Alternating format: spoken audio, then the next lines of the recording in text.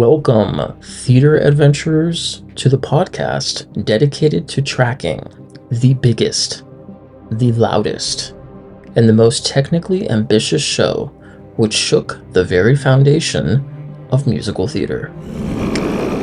Yes, we're talking about the real King of New York, King Kong, the musical. Now, we all know the story. Ambitious filmmaker, aspiring actress, and a voyage to a mysterious, forgotten island. But what makes this musical version of King Kong utterly unmissable is not just the plot. It's the sheer, staggering scale of the show's iconic star. This isn't CGI, folks. This is physical theater pushed to its absolute limit. Now, King Kong is a musical with a book by Craig Lucas, music by four-time Grammy nominee Marius DeVries, lyrics by Michael Mitnick and Craig Lucas, as well as additional musical and lyrical contributions by founding member and sole consistent member of the British band Massive Attack, 3D, two-time Grammy-winning artist Sarah McLachlan, lead singer and lyricist of the British rock band Elbow, Mr. Guy Garvey, French electronic music duo Justice, as well as Australian electronic music group The Avalanches. Now, based on the 1933, 1976, and 2005 films, the story is set during the Great Depression. Now, it follows Ann Darrow, an ambitious, aspiring actress in New York City who is struggling to find work. Now, she is discovered by Carl Denham, a driven but reckless filmmaker obsessed with capturing the unexplainable on film. Denham convinces Anne to join his expedition to the mysterious Skull Island.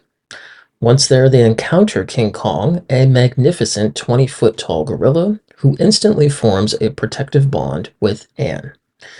Now, the team captures Kong and brings him back to New York City, planning to exploit him for profit as the eighth wonder of the world. Now, an earlier version of the musical started its life in June of 2013 at the Regent Theatre in Melbourne, Australia. Its director, Daniel Kramer, said that it took 3 years of auditions and workshops before performances began, also adding, "It's tempting to focus on the spectacle of Kong himself.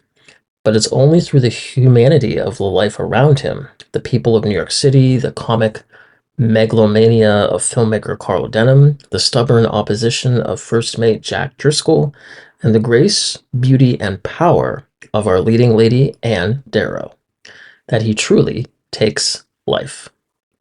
Now, running for 9 months, the Australian cast starred musical theater actress and Helpman Award winner Esther Hannaford, as well as actress, comedian, and founder of the Australian Musical Theatre Academy, Queenie Van de Zandt. Now, the production, which was produced by Australian live entertainment company Global Creatures, partnered with animatronics workshop The Creature Technology Company, were tasked with designing this 19-foot animatronic silverback title character, otherwise known as Kong. Now, Kong was the largest and still remains the largest puppet ever created for the stage. The 2013 press note stated that Kong was a highly sophisticated animatronic marionette hybrid that was controlled by the integration of hydraulics, automation, and the manual manipulation from a team of puppeteer aerialists. Basically, a group of 35 onstage and offstage puppeteers work to manipulate the large-scale puppet. Now, several puppeteers are positioned on swinging trapezes, and others launch themselves as counterweights off the puppet's shoulders to raise Kong's massive arms as he runs and swipes at planes during the performance. Now, as well as Kong's battle with a 40-foot snake puppet and the integration of a 90-foot video screen, the musical features a cast of 49 actors, singers, dancers, circus performers, and puppeteers. A crew of 76, and arguably the most technologically advanced puppet in the world, a 1-ton, 19-foot giant gorilla. Now, the Australian production opened to mixed reviews. Aussie Theatre wrote, "It's spectacular visually and technically. This is theatre that we haven't seen before." But they went on to say that the story just isn't there. There's a plot based on assuming the audience knowing King Kong's film story, but it's filled with illogical leaps, clunky dialogue, and the melodrama of unearned emotion. It feels like it was written around the spectacle. In terms of the score, it wrote that the music is forgettable. It's not boring, but it just doesn't move the story, show character, or add much more than a beat for the spectacle that it's supporting, claiming that the most successful number is Anne's Lullaby to Kong on Skull Island. By November of 2018, this Colossus production was ready to rise for New York audiences when it opened at the Broadway Theater, starring actress, singer, and dancer Christiane Pitts. Now, the key goal of the production was to use cutting-edge technology to bring a 20-foot-tall, living, breathing ape to the stage. So the real star of the Broadway production wasn't an actor. It was Kong himself. This puppet stood approximately 20 feet tall and weighed about 2,000 pounds. Now, the Voodoo team, as they were called, were made up of 15 puppeteers and dancers who were responsible for both operating and voicing the gorilla. The team helped manipulate every single movement, from his blinking eyes and nuanced facial expressions to the large motions of his arms and torso. This blend of massive animatronics and human performance gave Kong his expressive, colossal presence. Now, while the puppeteers controlled the fine movements, the puppet also contained complex internal mechanisms, including hydraulics, which helped it achieve its colossal size and weight distribution. Now, the musical had a troubled journey to Broadway. The creative team responsible for the book and score went through significant overhauls after the 2013 Australian premiere. King Kong was one of the second most expensive original musicals in Broadway history, reportedly costing around $35 million. Now, this hefty price tag was also entirely due to the specialized rigging, engineering, and automation required to house and operate the massive puppet every night. Now, the primary criticism the show faced was that the technical brilliance of the Kong puppet himself overshadowed the actual human story. Critics often praised the sheer artistry of the puppet's design and movement, but felt the central relationship between Anne Darrow and Kong was rushed or underdeveloped.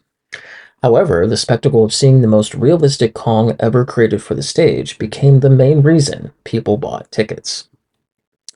Now, despite its incredible visual effects and massive marketing, the Broadway production struggled to recoup its high costs. No kidding. Running for just over 300 performances, the production closed in August of 2019, proving that sometimes even the biggest star on Broadway needs more than just spectacle to survive. Ultimately, the Broadway run of King Kong is remembered as a technological marvel that pushed the limits of what a stage production could physically achieve. It's bittersweet to see the show go. Though the musical certainly divided critics over its book and score, there is absolutely no argument about its monumental contribution to theatrical technology. The show didn't just put a giant puppet on stage, it created a character, a magnificent, misunderstood beast that reminded us of the profound potential of live theater. Now, the image I'll carry with me forever is that final devastating scene atop the Empire State Building. That moment when the puppet's large, expressive eyes conveyed both fierce protectiveness and overwhelming loss, truly justified the show's rumored $35 million price tag.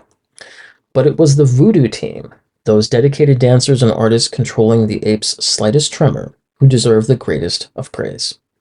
They were the heart behind the machine. So guys, King Kong closed its run, proving that while a great story is crucial, spectacle and ambition can still capture the collective imagination.